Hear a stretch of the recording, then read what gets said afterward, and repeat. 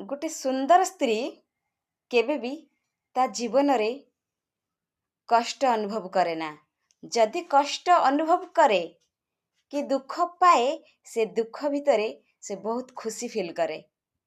ସୁନ୍ଦର ସ୍ତ୍ରୀ କାହାକୁ କହିବା ନା, ଯେଉଁ ସ୍ତ୍ରୀ ନିଜ ସ୍ୱାମୀ ଛଡ଼ା ଅନ୍ୟ ପୁରୁଷ କଥା କେବେ ଚିନ୍ତା କରେନି।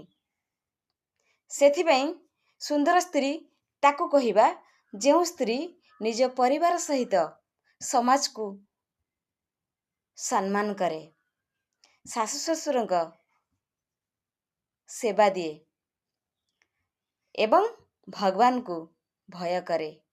ସୁନ୍ଦର ସ୍ତ୍ରୀ ତ ସେଇମାନଙ୍କୁ କହିବା ଯେଉଁମାନେ ହାତେ ମାପନ୍ତି ଚାଖଣ୍ଡେ ଚାଲନ୍ତି, ଆଉ ବେଶୀ କମ୍ କଥା କୁହନ୍ତି, ବେଶୀ କାମ କରନ୍ତି, ସବୁବେଳେ ନିଜ ସ୍ୱାମୀର ଭଲ ଚାହାନ୍ତି। ଆଉ ସେ ସ୍ତ୍ରୀ କେବେ ବି ତାଙ୍କ ଜୀବନର ଶେଷ ନିଶ୍ୱାସ ଥିବା ପର୍ଯ୍ୟନ୍ତ ତାଙ୍କ ପାଦରେ କଣ୍ଟା ଫୁଟେଇ ନଥାଏ।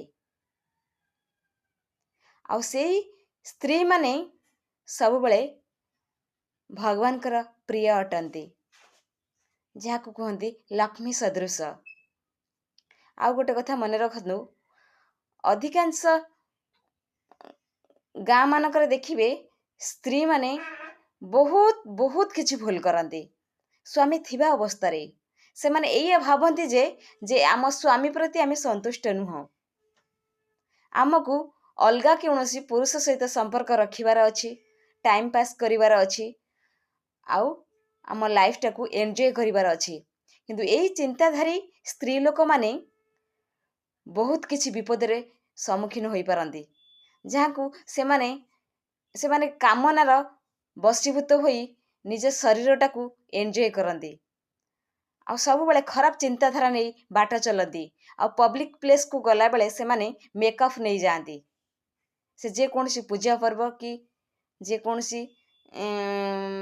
ଫେଷ୍ଟିଭାଲ ହଉ କି ଯେକୌଣସି ବାହାର ପ୍ଲେସ୍କୁ ଯାଆନ୍ତୁ ନା କାହିଁକି, ସେମାନେ ନିଜକୁ ମେକଅପ୍ରେ ସଜେଇ ରଖନ୍ତି। ଆଉ ଗୋଟେ ନ୍ୟାଚୁରାଲ ସ୍ତ୍ରୀ କେବେ ବି ଏଭଳି କରୁନଥିବ, କାହିଁକି ନା ସେ ସବୁବେଳେ ଚାହୁଁଥିବ କେବଳ ମୋ ସ୍ୱାମୀର ମଙ୍ଗଳ ଆଉ ମୋ ସ୍ୱାମୀର ସୁନ୍ଦର।